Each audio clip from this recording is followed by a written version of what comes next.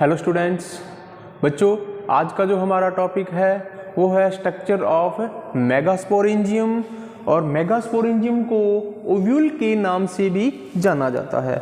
बच्चों previous class में मैंने आपको जो फीमेल रिप्रोडक्टिव स्ट्रक्चर है उसके बारे में बताया था कि फीमेल एक फ्लावर के अंदर जो फीमेल रिप्रोडक्टिव स्ट्रक्चर है वो क्या कहलाती है, गाइनोशियम। ठीक है, और gynoecium unit of gynoecium also called is pistil और कार्पल। पिस्टिल या कार्पल के तीन पार्ट हो सकते हैं, स्टिग्मा, स्टाइल एंड ओवरी। और आपको मालूम है कि जो ओवरी है, ओवरी के अंदर जो ओव्यूल हैं वे पूरी तरह से बंद रहते हैं, या यूं कहें कि जो ओव्यूल्स हैं ओवरी के द्वारा घिरे हुए रहते हैं। अगर उसका टीएस सेक्शन काटेंगे तो आसानी से अपने को ओव्यूल्स की जो स्ट्रक्चर है वो दिखाई दे सकती हैं। तो बच्चों यहाँ पर आज अपने ओव्यूल्स या मेगास्पोरेंजियम की स्ट्रक्चर का अध्ययन करेंगे। ठीक है, तो आपके सामने ये एक मैच्योर ओव्यूल है और ovule also known as megasporangium. ठीक है बच्चों, जो प्लासेंटा है ओवरी वाल है, ओवरी वाल के ऊपर जो प्लासेंटा है, प्लासेंटा से जो ओव्यूल्स हैं वो अटैच रहते हैं, जुड़े रहते हैं। ठीक है, वह स्ट्रक्चर जहाँ से ओव्यूल्स प्लासेंटा के साथ एक थिन स्टॉक की हेल्प से जुड़ा रहता है, that is also called is funiculus. उसको अपने क्या बोलते हैं, फ्यूनिकुलस। ये ओव्यूल है, ओव्यूल की पूरी बॉडी है और ओव्यूल्स ओवरी वाल के साथ प्लेसेंटा के साथ एक थिन, एक पतले स्टॉक लाइक स्ट्रक्चर से जुड़ा रहता है। यह स्ट्रक्चर क्या कहलाती है, फ्यूनिकुलस। इसको फ्यूनिकुलम भी बोलते हैं, फ्यूनिकल भी बोलते हैं। This structure is stock of ovules. यह स्ट्रक्चर क्या कहलाती है, ओव्यूल का स्टॉक कहलाती है। बच्चों जहां पर ओव्यूल्स और फ्यूनिकुल्स, जहां पर ओव्यूल्स और फ्यूनिकुल्स जहां पर अटैच होते हैं, एक दूसरे के साथ जुड़ते हैं, वह जो पोर्शन है वो हाइलम के नाम से जाना जाता है। वह हाइलम के नाम से जाना जाता है। बच्चों कुछ एंजियोस्पर्म्स के ओव्यूल्स ऐसे हैं जिनके लेटरल साइड में जो फ्यूनिकुलस है पूरे ओव्यूल के साथ लेटरल साइड में काफ़ी दूरी तक जुड़ा रहता है। लेटरल साइड में जो फ्यूनिकुलस है ओव्यूल्स की बॉडी के साथ लेटरल साइड्स में काफ़ी दूरी तक जुड़ा रहता है और एक रिज लाइक उभरी हुई कटकनुमा स्ट्रक्चर डेवलप करता है। और यह जो स्ट्रक्चर है यह रेफी कहलाती है। ठीक है, जो बाहर से आसानी से इसको अपने देख सकते हैं। बच्चों जो ओव्यूल की जो मेन बॉडी है वो क्या कहलाती है, न्यूसेल्स। ओव्यूल की जो मेन बॉडी है वो क्या कहलाती है, न्यूसेल्स। ये वाला जो पोर्शन है ये क्या कहलाता है, न्यूसेल्स। और nucellus also made up of parenchymatous cells. यह किससे मिलकर बना होता है, पैरेन्काइमा सेल से मिलकर बना होता है, इसलिए इसको बोलते हैं पैरेन्काइमेटस।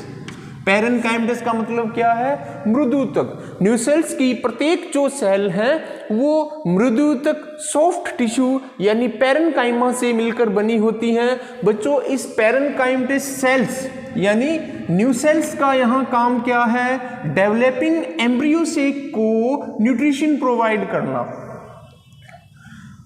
डेवलपिंग जो एम्ब्रियो सेक है उसको क्या करना, लगातार न्यूट्रिशन यानी पोषण प्रदान करना।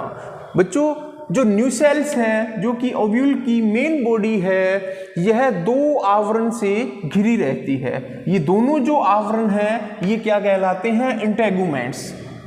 आउटर इंटेगुमेंट्स और इनर इंटेगुमेंट्स भी इनको अपने बोल सकते हैं, क्योंकि आवरण यहाँ पर कैसे हैं, डबल आवरण, दो आवरण इसके चारों तरफ मिलते हैं।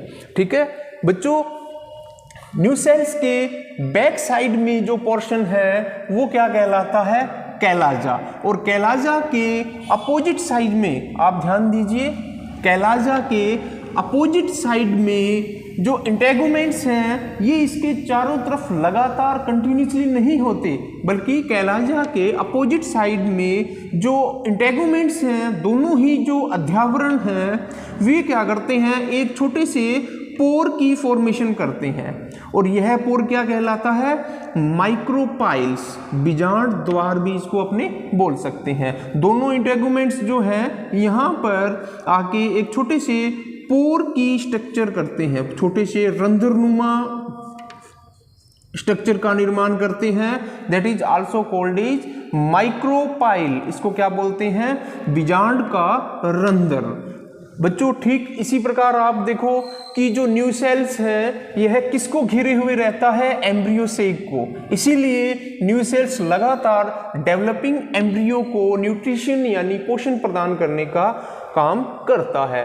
तो एम्ब्रियो शेक है, अगर उसके अपने स्ट्रक्चर देखें, न्यू सेल्स एम्ब्रियो शेक को चारों ओर से घिरे रहता है। अगर एम्ब्रियो शेक की स्ट्रक्चर अपने यहाँ पर देखें तो एम्ब्रियो शेक में क्या होगा कि कैलाजल साइड, ठीक है, ये साइड कौन सी है, ये इसको कैलाजल पोल बोलते हैं। और कैलाजल पोल के अपोजिट कौन सा पोल है, माइक्रोपाइल। दोनों एक दूसरे के विपरीत हैं, तो इसलिए इसको बोलेंगे कैलाजल पोल और इसको बोलेंगे माइक्रोपाइलर पोल।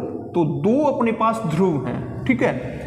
कैलाजल पोल की तरफ एम्ब्रियो सेक के अंदर तीन समान रूप से तीन सेल्स मिलती हैं। ये सेल्स क्या कहलाती हैं, एंटीपोडल सेल्स। और इनकी नेचर कैसी है, हैप्लोइड। ये कैसी होती हैं, अगुणित होती हैं। और इसी प्रकार एंटीपोडल सेल के अपोजिट एग एपरेटस मिलता है। एग एपरेटस अंडउपकरण। अगर एग एपरेटस को देखें तो एग एपरेटस एक मोटी एग सेल और दो इसके पास छोटी सिनर्जेट सेल से मिलकर बना होता है। बच्चों बीच में जो एग सेल है वो लार्ज इन साइज, आकार में भी बड़ी होती है, और इसके दोनों तरफ छोटी छोटी दो स्मॉल सिनर्जेट सेल्स भी मिलती हैं। बच्चों ये भी कैसी होती हैं, नेचर में कैसी होती हैं, हैप्लोइड होती हैं, अगुणित होती हैं। और दोनों के बीच में एंटीपोडल और एग एपरेटस दोनों के बीच में लगभग मध्य में पोलर न्यूक्लियाई मिलते हैं। सेल एक है लेकिन न्यूक्लियस की संख्या इसमें दो है, इसको बोलते हैं पोलर न्यूक्लियाई। और इसकी फॉर्मेशन ही पोलर न्यूक्लियाई क्यों बोलते हैं, क्योंकि दोनों ही न्यूक्लियस कहाँ से आते हैं, दोनों ध्रुवों से, दोनों पोल से, इसलिए इसको बोलते हैं पोलर न्यूक्लियाई। और polar nuclei also known as secondary nucleus. बच्चों यहाँ पर प्रत्येक जो सेल है, एम्ब्रियो सेक की प्रत्येक सेल है, उसका फ्यूचर में कुछ ना कुछ काम अवश्य है, ठीक है। जैसे पोलर न्यूक्लियाई का काम क्या है, आफ्टर फर्टिलाइजेशन, निषेचन के बाद जो पोलर न्यूक्लियाई है ये एंडोस्पर्म को बनाती है, इसलिए पोलर न्यूक्लियाई या secondary nucleus also known as mother endosperm की मदर सेल भी कहलाती है, क्योंकि जो एंडोस्पर्म है वो पोलर न्यूक्लियाई से ही बनता है।